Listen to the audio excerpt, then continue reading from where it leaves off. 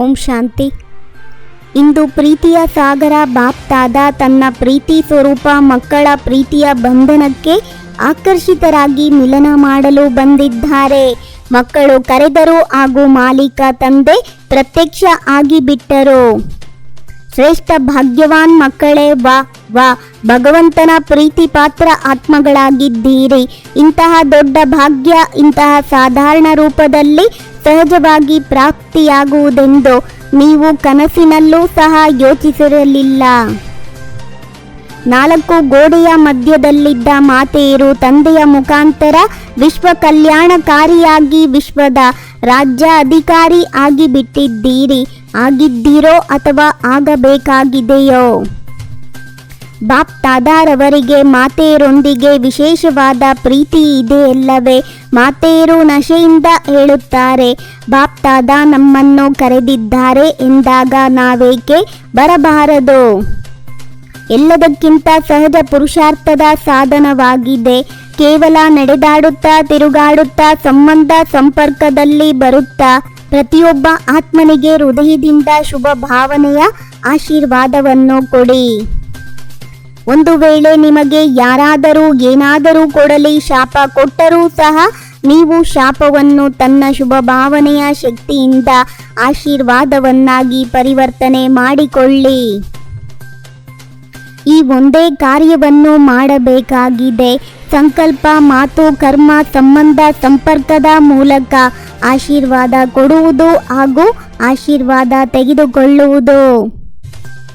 ಬಾಪ್ತಾದಾರವರಿಗೆ ಒಂದು ಆಸೆ ಇದೆ. ಅದೇನೆಂದರೆ ಪುರುಷಾರ್ಥದಲ್ಲಿ ಈಗ ತೀವ್ರಗತಿ ಆಗಬೇಕಾಗಿದೆ. ಇದರ ವಿಧಿಯಾಗಿದೆ.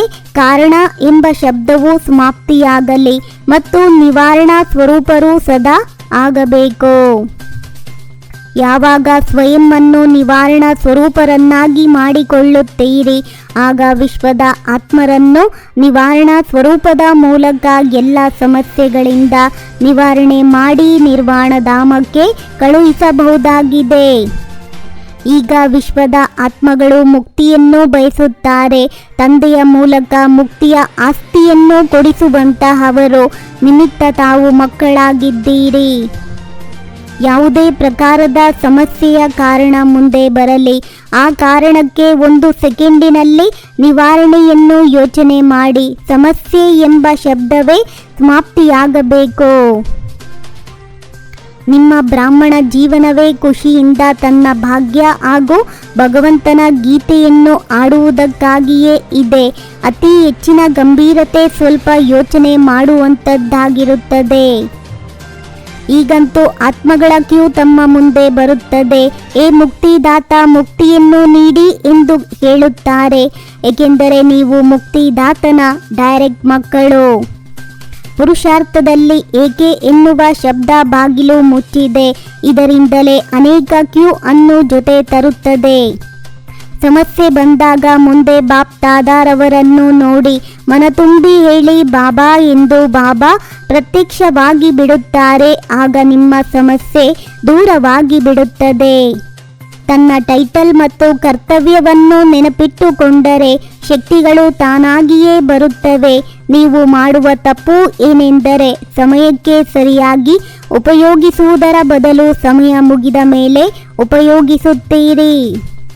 ಬಾಪ್ತಾದ ಯಾವ ಉದ್ಘಾಟನೆಯನ್ನು ನೋಡಲು ಬಯಸುತ್ತಾರೆ? ವಿಶ್ವದ ಸ್ಟೇಜ್ನ ಮೇಲೆ ಎಲ್ಲರೂ ತಂದೆಯ ಸಮಾನ ಸೂಕ್ಷ್ಮ ದೇವತೆಯಾಗಿ ಮುಂದೆ ಬರಬೇಕು ಹಾಗೂ ಪರದೆ ತೆರೆಯಬೇಕು. ಮಾತೆಯರದ್ದು ಒಂದು ವಿಶೇಷವಾದ ಸಂಕಲ್ಪವಿದೆ. ಯಾರು ಮಾಡದೇ ಇರುವುದನ್ನು ನಾವು ಮಾತೆಯರು ತಂದೆಯ ಜೊತೆ ಇದ್ದು ಮಾಡಿ ತೋರಿಸುತ್ತೇವೆ ಎಂದು. ಬಾಬಾರವರ ಮುಂದೆ ಅಂತರ್ಮುಖಿಯಾಗಿ ತಮಗೆ ತಾವೇ ಹೃತ್ಪೂರ್ವಕವಾಗಿ ಮನಸ್ಸಿನಲ್ಲಿ ಒಂದು ಸಂಕಲ್ಪವನ್ನು ಮಾಡಿ, ಈಗ ನಾವು ಸ್ವಯಂನ ಪ್ರತಿ ಅಥವಾ ಅನ್ಯರ ಪ್ರತಿ ಸಮಸ್ಯೆ ಆಗುವುದಿಲ್ಲವೆಂದು. ಹಳೆಯ ಸಂಸ್ಕಾರ ಮತ್ತು ಸಂಸಾರದ ಸಂಬಂಧಗಳ ಆಕರ್ಷಣೆಯಿಂದ ಮುಕ್ತರಾಗಿರುವಂತಹ ಡಬಲ್ ಲೈಟ್ ಫರಿಷ್ಠಾ ಭವ. ಶಾಂತಿಯ ಶಕ್ತಿಯ ಮೂಲಕ ಸರ್ವ ಆತ್ಮಗಳ ಪಾಲನೆ ಮಾಡುವಂತವರೇ ಆತ್ಮೀಯ ಸಮಾಜ ಸೇವಕರಾಗಿದ್ದಾರೆ. ಓಂ ಶಾಂತಿ. 21 ಜನ್ಮಗಳಿಗೆ 21 ಪರಮಾತ್ಮನ ಮಹಾವಾಕ್ಯವನ್ನ ಆಲಿಸಿ ನಿಮ್ಮದೇ ಆದಂಥ ಈ ಚಾನಲಿಗೆ ಲೈಕ್ ಮಾಡಿ, ಶೇರ್ ಮಾಡಿ, ಸಬ್ಸ್ಕ್ರೈಬ್ ಆಗೋದನ್ನು ಖಂಡಿತ ಮರಿಬೇಡಿ. ಓಂ ಶಾಂತಿ.